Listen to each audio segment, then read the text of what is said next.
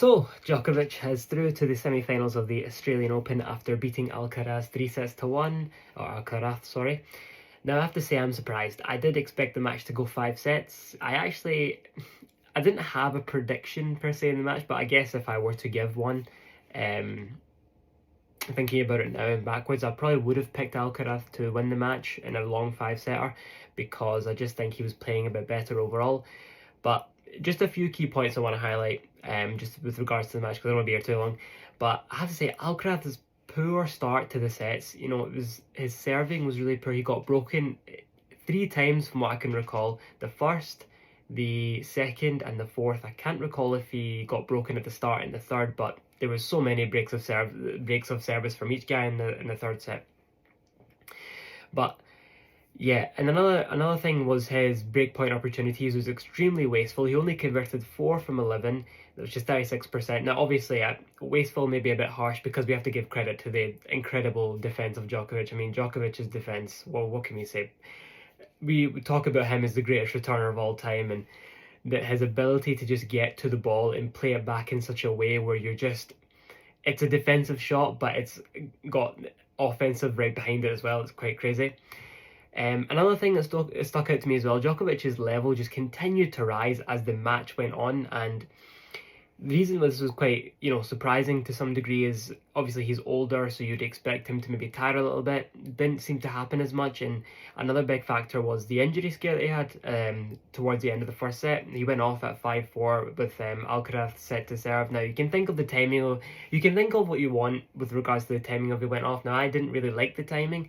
Obviously, he wants to, give himself the best opportunity to try and come back and stay in the set and break Alcaraz's serve, but Alcaraz served to love anyway, so it doesn't matter. But yeah, he came back, and I believe he had his, was it his left thigh, I think he had strapped up. He had one of his thighs strapped up, and I don't know if it's a groin or whatever it is, but seemingly it didn't seem to have bothered him that much. There was only a few times, I think, where he not pulled up as such, but you could kind of tell it was bothering him. But with the way he played, especially the second set, you wouldn't have thought that because he rushed out to an early lead.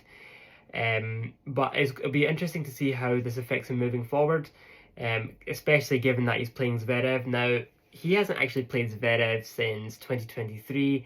He does lead the head-to-head 8-4, but I would argue that Zverev is probably playing the best he's ever played. And I wouldn't look too much into their previous match, which was, I think it was one of the Masters tournaments, and Djokovic won 7-6, 7-5, I think. But it was a close match. But yeah, Zverev will be really, really in form, and I think he'll give Djokovic a really good test. It'll be good to see how Djokovic deals with the power. Zverev's taller. There's a good chance he'll bully the ball a wee bit more.